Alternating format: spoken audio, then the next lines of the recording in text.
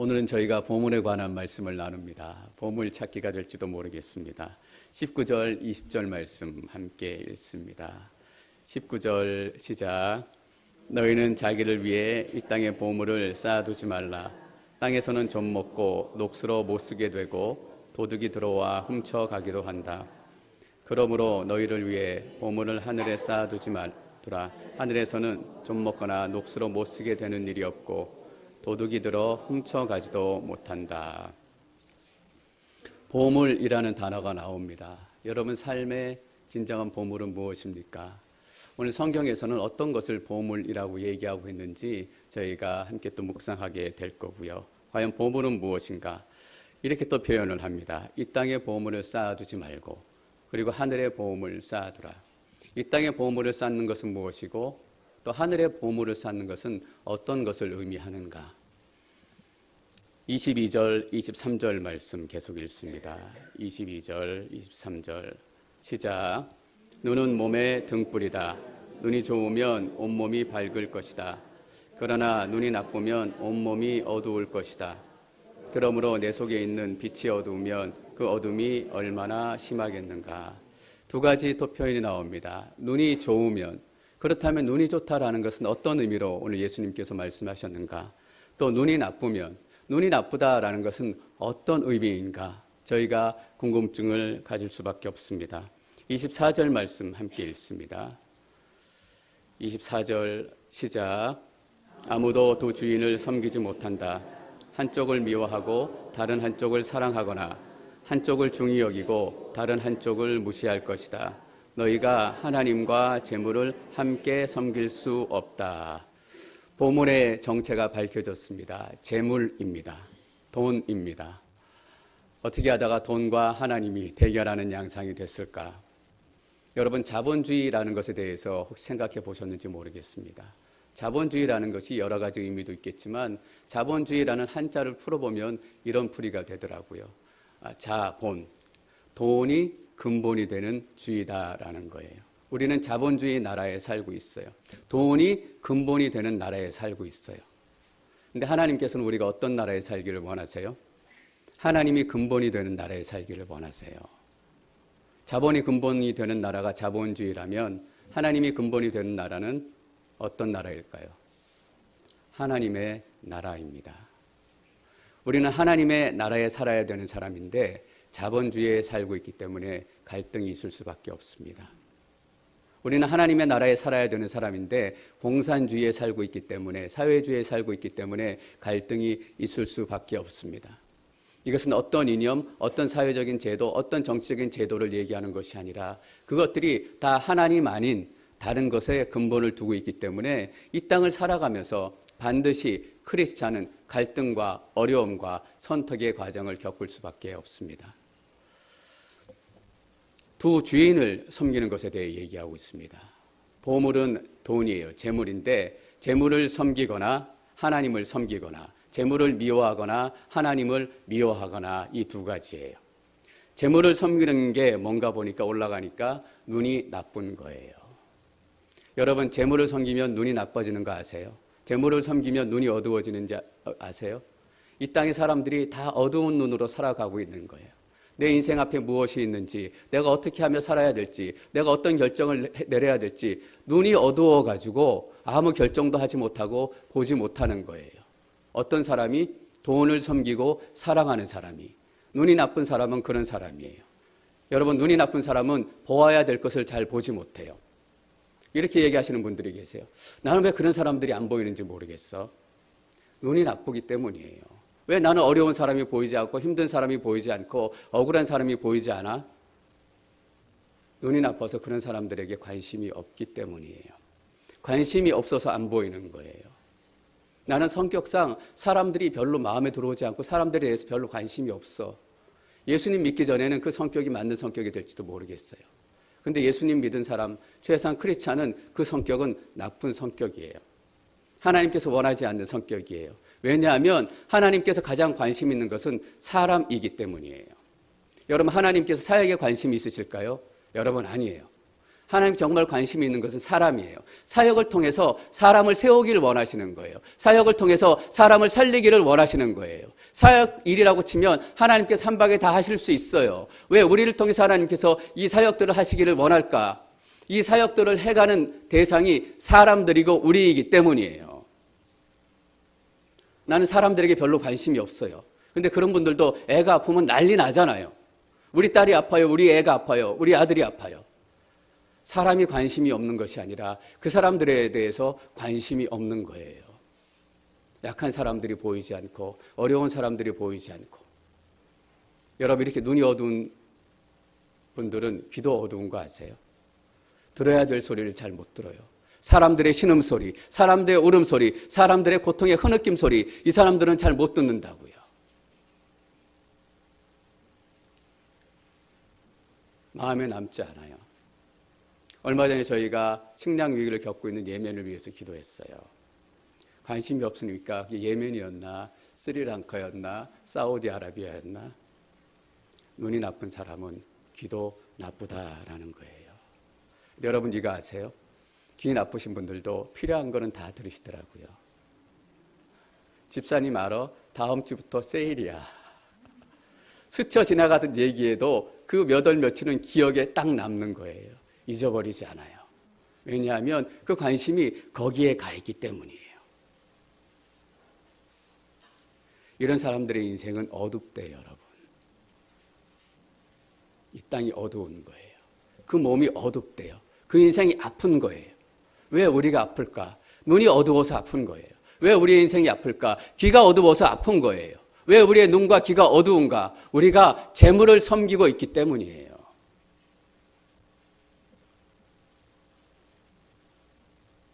눈이 나쁘다라는 의미는 인색하다라는 의미가 들어있더라고요. 여러분 돈에 관련해서 인색하다라고 얘기할 때 어떤 걸 얘기해요? 돈 안 쓰는 사람 얘기해요. 그냥 돈 안 쓰는 사람이 아니라 자기한테는 10만 불, 너무 많이 썼다. 몇백 불, 몇천 불, 몇만 불 쓰면서 남들한테 돈 쓸 때는 꼭 기도하고 결정하잖아요. 기도하고 결정할게요. 그게 인색한 거예요.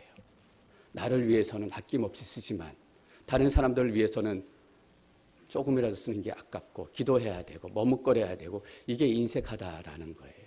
이게 눈이 어두운 인생이에요. 탐욕스럽다, 탐심 뭐예요? 남의 것을 탐낸다라는 의미잖아요. 탐심, 너무나 탐내서 남의 것을 훔쳐오고 싶다라는 의미이기도 해요. 여러분 그런데 우리는 어떻게 합니까? 남의 것을 직접 훔쳐올 수는 없으니까 당신이 좋은 가방 사면 나는 더 좋은 가방 사는 거예요. 그게 탐심이고 탐욕이에요. 당신이 나보다 더 인기가 많아? 그럴 순 없지. 야, 다 나와. 내가 밥 살게. 이게 탐욕이고 탐심이에요, 여러분. 그래서 마틴 루터는 미스터 탐욕씨라고 불렀어요. 그게 눈이 어두운 거예요. 땅에 보물을 쌓아두지 말라. 땅에 보물을 쌓아두는 삶이 어떤 삶인가? 인색하고 탐욕스럽고 탐심을 가지고 사는 삶이에요. 그 삶이 눈도 어둡고 귀도 어두워서 정말 보아야 할 것, 정말 들어야 할 것, 보지도 못하고 듣지도 못하는 삶을 땅에 보물을 쌓는 삶이다라고 얘기해요. 근데 또 다른 한 파트가 나옵니다. 하나님을 섬기고 하나님을 사랑하는 삶이에요. 이 사람들은 22절에 보니까 눈이 좋대요. 여러분 하나님을 사랑하면 눈이 좋아지는 거 아세요? 하나님을 사랑하면 눈이 넓어져 갖고 아픈 사람들, 괴로운 사람들, 힘든 사람들이 눈에 보이기 시작하는 거예요. 그 사람들이 눈에 띄기 시작하고 그 사람들의 어려움이 눈에 띄기 시작하고 그 사람들을 위해서 내가 무엇을 할 수 있을까? 눈에 보이기 시작하는 거예요. 여러분 이게 눈이 좋다라는 의미예요. 눈이 좋은 분들은 귀도 좋더라고요. 다른 사람들의 흐느끼는 소리, 다른 사람들의 고민의 소리, 다른 사람들의 아픔의 소리를 너무 잘 들어요. 그래서 귀가 좋은 분들은 늘 마음 아프게 살아요. 왜냐하면 아픈 소식을 너무나 많이 듣기 때문에 김 집사님, 이 집사님 아픔의 소식이 남의 얘기가 아니라 내 얘기처럼 들리기 때문에 그 집의 속상한 얘기가 나의 속상한 얘기로 들리기 때문에 귀가 좋고 눈이 좋은 사람들은 힘들게 사는 사람일지도 모르겠어요. 근데 하나님께서는 그들의 인생을 뭐라고 얘기하냐면 그들의 몸이 밝을 것이다 라고 얘기합니다. 그들의 몸이 빛으로 밝을 것이다 라는 것은 하나님의 거룩한 임재, 하나님의 거룩한 영광이 그 삶 가운데 임한다라는 의미예요. 눈이 좋다라는 의미에는, 이 좋다라는 의미는 너그럽다, 자비롭다라는 의미가 있어요. 꼬리가 내려가는 거예요. 예수 믿기 전에는 막 눈꼬리가 이렇게 올라가가지고 쳐다보기가 힘들었어요. 왜 이렇게 무섭고 왜 이렇게 겁나지? 근데 예수 믿고 성령 받고 은혜 받으면 어떻게 돼요? 눈꼬리부터 내려와요. 여러분 주름살 때문에, 연륜 때문에 눈꼬리가 내려온 게 아니라 예수님 은혜 때문에 눈꼬리가 내려오신 거예요. 그래서 눈꼬리가 내려온 것은 하나님의 은혜의 증거예요. 자비롭고 너그럽다라는 말이에요. 그리고 마음을 딴 데 빼앗기지 않는다라는 의미를 가지고 있어요. 여러분 눈이 좋은 사람은 다른 데 눈 빼앗기지 않아요. 오직 어디만 바라보고 있어요? 하나님만 바라보고 있는 거예요. 오직 하늘의 영광만을 바라보고 있는 거예요. 그 약한 사람들을 통해서, 어려운 사람들을 통해서 하나님의 영광이 드러날 그 순간들을 바라보고 있는 거예요. 그래서 누가는 이렇게 얘기했습니다. 누가복음 12장 말씀 저희가 함께 읽겠습니다.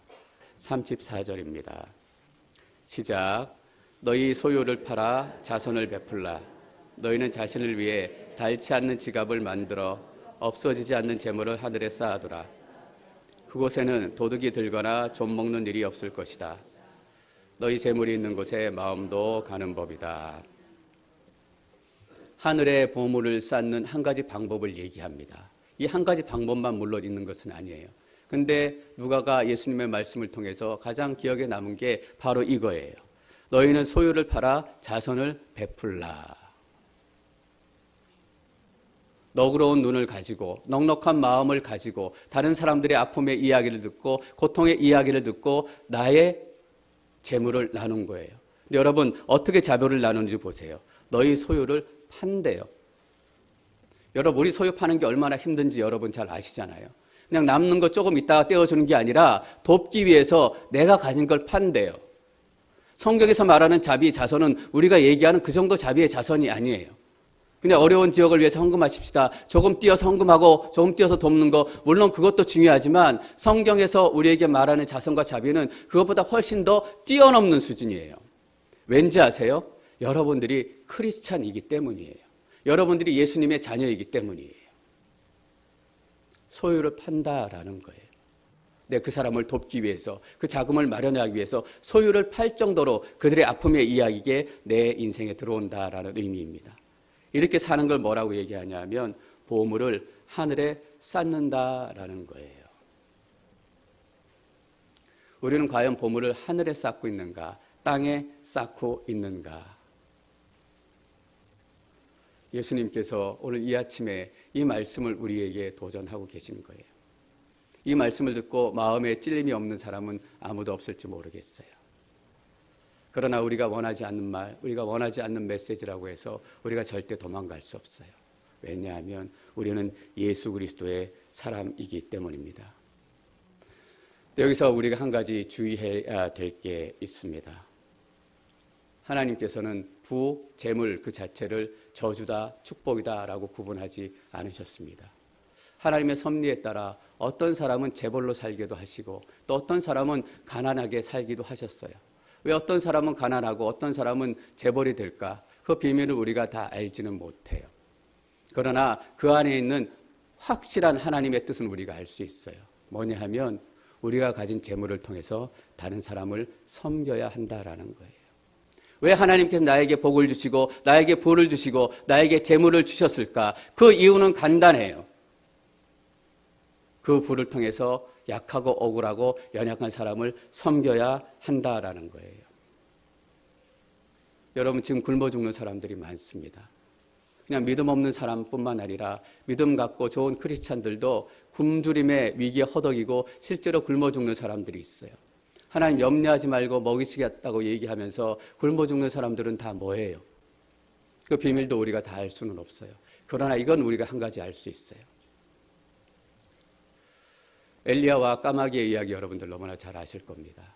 엘리야가 먹을 것이 없어서 굶어 죽게 됐습니다. 엘리야가 시내가에서 굶어 죽게 됐을 때 하나님께서 까마귀를 보내셨어요. 까마귀를 통해서 아침마다 고기와 떡을 보내주셔서 기적적으로 살아나게 하셨어요. 우리가 굶어 죽는 크리스찬, 고난당하는 크리스찬을 생각할 때 그렇게 생각할 때가 있어요. 또 그렇게 기도해요. 하나님, 까마귀를 보내셔서 그들에게 먹을 것도 주시고 빵도 주시고 하늘에서 떨어지게 해주셔서 그들이 굶어 죽지 않게 해주십시오 라고 그렇게 생각하고 기도하고 그 정도에서도 하나님을 원망할 수도 있어요. 여러분, 하나님께서 우리에게 고기와 떡을 주신 이유를 우리가 잊지 말아야 합니다. 하나님께서는 여러분들이, 우리 모두가 엘리야의 까마귀가 되기를 원하시는 거예요. 여러분들을 통해서 일하기를 원하신다고요. 여러분들을 통해서 그 땅에 기적이 일어나기를 원한다고요. 그 땅에 있는 사람들이 기도할 거 아니에요. 하나님, 오늘 음식이 없으면 내가 굶어 죽을 것 같습니다. 내 자식들이 오늘 음식 먹지 못하고 다 굶어 죽게 됐습니다. 엘리야를 통해 까마귀를 보내주신 것처럼 우리에게도 그 까마귀를 보내주십시오. 하나님께서는 여러분들의 삶이 그들의 기도응답이 되기를 원하시는 거예요. 왜 어떤 사람은 부자고 어떤 사람은 가난할까? 그 하나님의 섭리를 다 알지는 못해요. 그러나 가장 확실한 것 하나는 이거예요. 여러분들을 통해서 그들을 먹이시기를 원하신다라는 겁니다.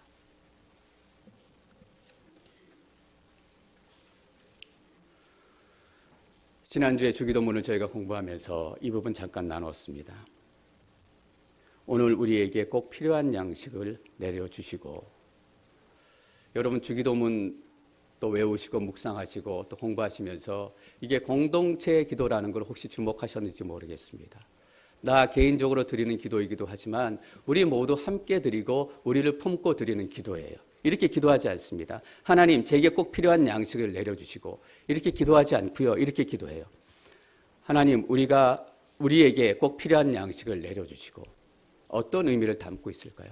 하나님, 내가 일용할 양식을 필요한 사람이고 내가 하나님의 은혜가 필요한 사람인 것처럼 내 옆에 있는 김 집사, 이 집사, 앵커리지에 있는 모든 사람들, 아프리카에 있는 모든 사람들도 하나님의 양식이 필요한 사람입니다 라고 같이 은혜를 구하는 거예요. 그리고 그들에게도 이 일용할 양식을 보내주십시오 라고 기도하는 거예요. 여러분, 그렇게 기도하면 우리 마음에 어떤 성령의 잔향이 남는 줄 아세요? 너가 까마귀가 되라. 이 삶 가운데 내가 부어준 은혜와 축복을 그 사람들에게 나누어라 라는 거예요. 우리에게 일용할 양식을 주옵시고 라는 것은 세상을 품는 기도예요. 그들을 포기하지 않는 기도예요. 내가 하나님의 까마귀가 되겠습니다. 내가 하나님의 기적의 도구가 되겠습니다 라고 결단하는 기도예요. 잠언 30장 8절 9절 말씀 저희가 함께 보겠습니다. 8절 말씀 함께 읽습니다. 시작. 허영과 거짓을 내게서 멀리 하시고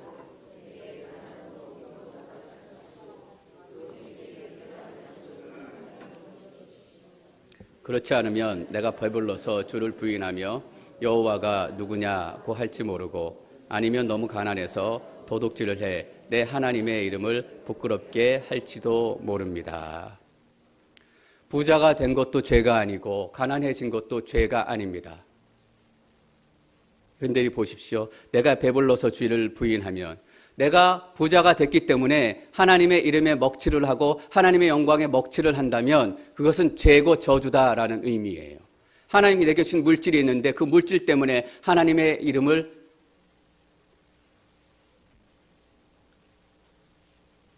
가난도 마찬가지예요.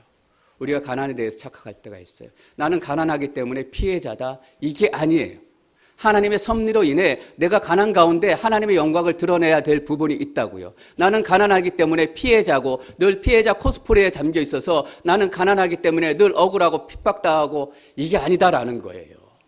이 가난을 통해서도 보세요. 너무 가난해서 도둑질을 해 내 하나님의 이름을 부끄럽게 할지도 모릅니다. 내 가난 때문에 하나님의 영광이 가리워진다면 내 인생의 가난은 죄다라는 거예요. 우리는 오해할 때가 너무나 많아요. 부자가 돈 안 베푸는 거 죄지 라고 생각하면서 가난하게 사는 것. 조지 뮬러의 기도는 너무나 유명한 기도입니다. 조지 뮬러는 5만 번의 기도응답을 받았던 사람이에요. 그리고 10,000명이 넘는 고아를 혼자서 돌보고 양육하고 키웠던 사람이에요. 근데 조지 밀러는 가난한 사람이었어요. 아무것도 없는 사람이었어요. 그래서 그는 5만 번이 넘게 기도했어요. 그리고 5만 번이 넘는 기도 응답을 받은 거예요. 조지 밀러의 가난은 뭐예요, 여러분? 하나님의 영광을 드러내는 거예요. 조지 밀러의 가난은 뭐냐면 하나님께서 얼마나 신실한 하나님이신가, 하나님께서 그 아들과 딸들을 얼마나 사랑하시고 케어하시는가, 하나님 아버지의 아버지 되심을 드러내는 도구가 되었다라는 거예요. 10,000명이 넘는 고아를 돌봤어요. 여러분, 지금 돈 많은 교회들이 10,000명이 넘는 고아를 돌보는 게 뭐 그렇게 대단한 이슈겠어요? 왜 그게 중요한 이슈가 되게 하고 사람들의 입에 오르내리냐 하면 아무것도 가지고 있지 않았는데 가난했지만 하나님의 도우심과 영광으로 말미암아 그 아이들을 돌보고 키웠다라는 것에 의미가 있는 거잖아요. 조지 밀러는 가난 코스프레 하지 않았어요. 피해자 코스프레 하지 않았다고요. 너무나 우리가 빠지기 쉬운 함정이에요. 나는 가난하기 때문에 모든 사람들이 나를 도와줘야 되고 나를 위해줘야 되고, 아니에요. 조지 밀러는 그 순간에 하나님을 의지하고 기도하고 하나님의 영광이 드러나게 했다라는 거예요. 그래서 우리는 어떻게 살아야 되느냐? 부자면 부를 통해서 하나님의 영광을 드러내야 되고, 가난하면 이 가난을 통해서 하나님의 영광을 드러낼 수 있어야 된다라는 거예요. 이게 재물을 향한 하나님의 성경적인 원칙입니다. 돈은 그 자체로 악하지도 않고 선하지도 않습니다. 25절 말씀 계속 읽습니다. 25절 시작. 그러므로 내가 너희에게 말한다. 자기 생명을 위해 무엇을 먹을까, 무엇을 마실까 걱정하지 말고 자기 몸을 위해 무엇을 입을까 걱정하지 말라. 생명이 음식보다 소중하고 몸이 옷보다 소중하지 않느냐. 그러므로 24절 말씀입니다. 너희가 두 주인을 섬길 수 없기 때문에 그러므로 걱정하지 말라. 어떤 의미입니까? 걱정하는 것은 두 주인을 섬기는 것이다라는 거예요. 두 주인을 섬기기 때문에 걱정과 염려가 생긴다라는 거예요. 우리는 예수 조만큼 믿고 돈 이만큼 벌고 이러면 걱정과 불안함과 두려움이 없을 것 같아요. 근데 그렇지 않아요. 예수 콱 믿어버리고 하나님 콱 믿어버리고 하나님 아니면 내가 죽습니다. 예수님 아니면 내가 죽습니다. 완전 하나님께 다 맡기는 게 걱정하지 않는 거예요. 두 주인을 섬기면 돈도 섬기고 교회도 섬기고 믿음도 섬기고 세상도 섬기고 편안하고 괜찮을 것 같아요. 걱정이 다 떠나갈 것 같아요. 근데 그렇게 살면 더 걱정하게 살게 된다고요. 여러분, 하나님께 콱 다 맡기시길 바랍니다. 하나님께 콱 빠지시기 바랍니다. 그전에 한번 말씀드렸던 것 같아요. 우리가 뜨거운 목욕탕에 들어가잖아요. 발을 이렇게 크게 담궈요. 아 뜨거, 아 뜨거. 어떻게 들어가지? 아 뜨거. 못 들어가요. 그런데 그 뜨거운 물에 온몸을 다 담그는 순간 우리가 뭐라 그래요? 시원하다. 조금씩 가지고 살면 괜찮을 것 같아요. 근데 맨날 우리가 아 뜨거 하며 산다고요. 근데 콱 예수님 안에 하나님 안에 다 잠그면 시원해. 그게 두 주인을 섬기기 때문이에요. 양다리 거치고 살면 절대로 편안하지 않습니다. 24절에서 섬긴다라는 말은 문자적인 의미로 종이 된다라는 의미예요. 돈을 섬긴다라는 것은 돈의 종이 된다라는 의미예요. 돈을 좋아한다, 사랑한다, 그러니까 괜찮아 들리죠. 근데 돈의 종이 된다, 그러니까 여러분 자존심 팍 상하지 않으세요? 돈의 종이 된다라는 것은 돈이 명령하는 그 명령을 따른다라는 거예요. 돈의 명령을 따르기 시작하면 걱정이 생기기 시작해요. 불안이 생기기 시작해요. 26절 말씀 계속 보겠습니다. 26절 함께 읽습니다. 시작. 공중에 나는 저 새들을 보라. 씨를 뿌리지도 거두지도 창고에 쌓아두지도 않지만 하늘에 계신 너희 아버지께서 먹이신다. 너희는 새들보다 얼마나 더 귀하냐. 먹을 것이 중요하지 않다, 입을 것이 중요하지 않다, 이런 의미가 아닙니다. 여러분, 새들도 먹기 위해서 얼마나 노력하는지 아시잖아요. 그 먹이를 찾아서 겨울에는 여기에 머물고 수천 마일을 날아가서 여름에는 절로 이동을 해요. 여러분, 이유는 하나예요. 먹이를 찾아서 떠나는 거예요. 하나님을 섬긴다라고 하는 것, 돈을 미워한다라고 하는 것이 그냥 하나님을 섬기고 기도하고 돈이 뚝 떨어질 것이다, 굶지 않게 될 것이다, 이런 의미가 아니에요. 우리도 열심히 일해야 되고, 크리스찬들은 더 열심히 일해야 되는 사람이에요. 더 멀리 가야 되는 사람들이에요. 더 성실하게 일하고, 뭐냐 하면 걱정하지 말아야 된다라는 거예요. 새들은 하늘에 계신 아버지가 있기 때문에 먹는 것 때문에 염려하고 걱정하지 않아요. 그들이 수천 마일을 날아서 여름에는 절로 가요. 믿음을 가지고 가는 거예요. 저곳에 가면 먹을 것이 있다. 존 스타트라는 목사님이 이 산상수훈 이 부분을 설교하시면서 그 책에 한 시를 기록했어요. 울새와 참새가 나누는 대화예요. 울새와 참새가 아마 이 부분을 묵상하면서 대화를 나눴던 것 같아요. 울새와 참새 대화를 제가 한번 읽어보겠습니다. 울새가 참새에게 말했네. 난 정말 알고 싶어. 인간들은 왜 이렇게 불안해하면서 이렇게 서둘러 염려하는지. 참새가 울새에게 말했네. 친구야, 내 생각에 그들에겐 하늘에 계신 아버지가 없어서인 것 같아. 너와 나를 돌보아 주시는 그 아버지 말이지. 작자 미상이에요. 아마 작자가 참새인 것 같아요. 짧은 시편이지만 우리에게 너무나 많은 메시지를 주는 거잖아요. 왜 늘 염려하고, 왜 늘 불안해하고, 왜 늘 걱정하며 사는가? 하늘에 계신 아버지가 없는 것 같다. 여러분, 하늘에 계신 아버지가 없는 것처럼 사는 게 하나님의 거룩한 이름에 먹칠하는 거 아세요? 어릴 때 꼬질꼬질 묻히고 목에 때 묻히고 질질 흘리고 막 동네 도달하면 엄마가 막 쫓아서 이러잖아요. 너 왜 애미도 없는 사람처럼 이러고 다니냐? 왜 이렇게 꼬질꼬질하게 다니냐? 엄마 얼굴에 먹칠할래? 그렇잖아요. 우리 믿음의 사람들이 세상 사람들보다 더 염려하고 참새보다 더 염려하는 건 우리 아버지의 이름을 거룩히 여김받지 않게 만드는 거예요. 여러분, 사실 오늘 나누는 말씀은 지난주에 나눴던 주기도문의 해설판이에요. 하나님의 이름이 거룩히 여김을 받으시옵소서. 하나님 찬양 받으십시오. 영광을 받으십시오. 이것도 하나님의 거룩한 이름을 드러내는 거예요. 우리 삶 가운데 하나님의 거룩한 이름을 드러내는 게 뭐냐 하면 하나님 아버지 되심을 믿고 염려하지 않는 거예요. 걱정하지 않는 거예요. 25절부터 34절까지는 걱정한다라는 표현이 5번이나 7번이나 나옵니다. 얼마나 걱정 많이 하는지, 걱정과 염려와 근심에 쌓여있는 세상에 살고 있습니다. 걱정 때문에 아무것도 못해요. 염려 때문에 아무것도 못해요. 근심 때문에 아무것도 못합니다. 여러분, 혹시 의학용어 중에 불안장애라고 들어보셨는지 모르겠습니다. anxiety disorder예요. 불안장애라는 것은 anxiety는 걱정, 근심이잖아요.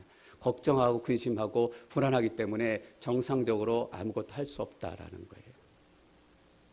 나가면 차에 치여 죽을까 봐, 비행기 타면 비행기가 떨어질까 봐, 이거 먹으면 여기에 독이 들어있을까 봐 정상적인 생활을 못하는 거예요. 왜냐하면 걱정 때문에, 불안 때문에, 근심 때문에.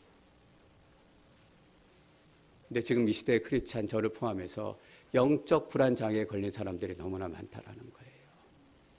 너무나 걱정이 많고 염려가 많고 근심이 많고 도대체 할 수 있는 게 없어요. 목사님, 나는 지금 바빠서 이거를 못하겠고, 나는 이게 없어서 지금 이걸 못하겠고, 나는 이게 없어서 할 일이 많아서 이것도 염려되고 저것도 염려되고 저것도 걱정이 돼가지고 하나님께서 우리에게 해야 하실 일들을 하지 못하고 있어요.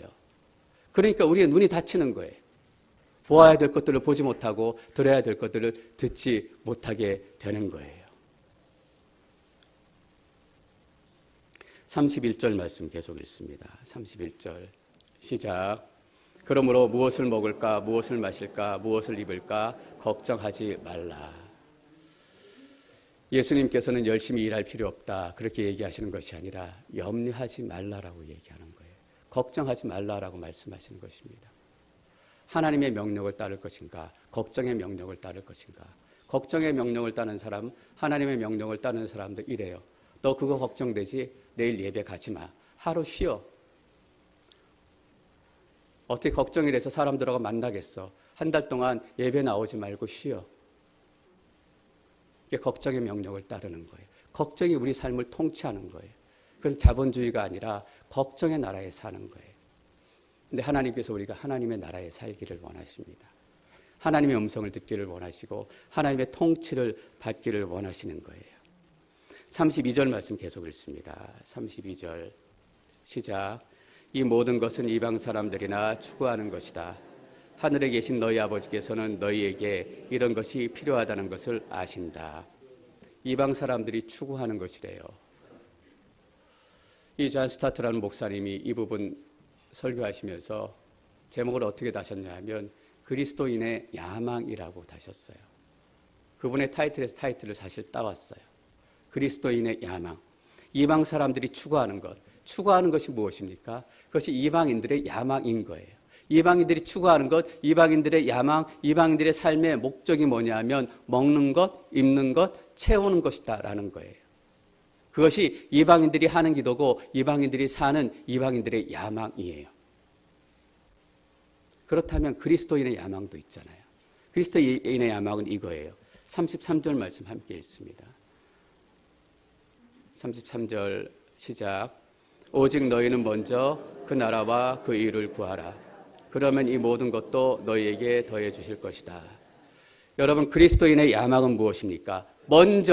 먼저라는 것은 이것이 가장 중요하다라는 것입니다. 여러분 삶을 통해서 하나님께서 이루시기를 원하시는 것은 하나님의 나라와 하나님의 의입니다. 이것이 우리의 목적이 되고 이것이 우리의 꿈이 되고 이것이 우리의 야망이 되는 것이 그리스도인의 야망이에요. 더 중요하다라는 거예요. 먹는 것, 입는 것, 이것들이 중요하지 않다라는 것이 아니라 우리 삶에 더 중요한 것이 분명히 있다. 이것을 너희가 깨달아야 한다라는 거예요. 제가 짧은 편지를 여러분들한테 한번 읽어드리겠습니다. 어떤 편지냐 하면 선교사로 헌신한 아버지가 선교지로 떠나기 전에 그 딸이 유아 세례를 받게 됐어요. 유아 세례 받을 정도니까 2살 미만의 갓난아기잖아요. 유아 세례를 받는 딸을 위해서 세례 간증이에요. 그 딸을 위해서 편지를 쓴 거예요. 어느 때 딸이 자라면 그 편지를 읽어볼 거 아니에요. 그 편지 내용 중에 일부입니다. 수많은 다른 아빠들은 자기 딸을 위해 열심히 일하고 좋은 곳을 주고 좋은 환경을 만들어주고 하는데 오히려 아빠는 더 힘든 곳으로 나를 데리고 가는 것에 대한 미안함이 있어. 아빠는 선교사가 되기로 한 다음에 단 한 번도 흔들린 적이 없었어.